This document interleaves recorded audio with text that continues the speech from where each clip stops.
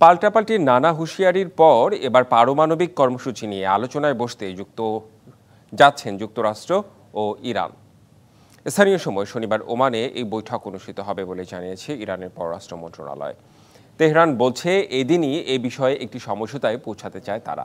মার্কিন বিশেষ দূত স্টিভ উইটকফ নেতৃত্ব দেবেন যুক্তরাষ্ট্রের পক্ষে, আর ইরানের প্রতিনিধিত্ব করবেন পররাষ্ট্রমন্ত্রী আব্বাস আরাঘচি। এ সময় মধ্যস্থতায় থাকবেন ওমানের পররাষ্ট্রমন্ত্রী বদর আল বুসাইদি। এদিকে বৈঠকের আগে হোয়াইট হাউসের প্রেস সেক্রেটারি ক্যারোলাইন লেভিট সাংবাদিকদের জানান, প্রেসিডেন্ট ট্রাম্প চান ইরান যেন কখনো পারমাণবিক অস্ত্র অর্জন করতে না পারে। এছাড়া কূটনৈতিক আলোচনাকে অগ্রাধিকার দিলেও আলোচনায় ব্যর্থ হলে বিকল্প ব্যবস্থা নেওয়া হবে। His ultimate goal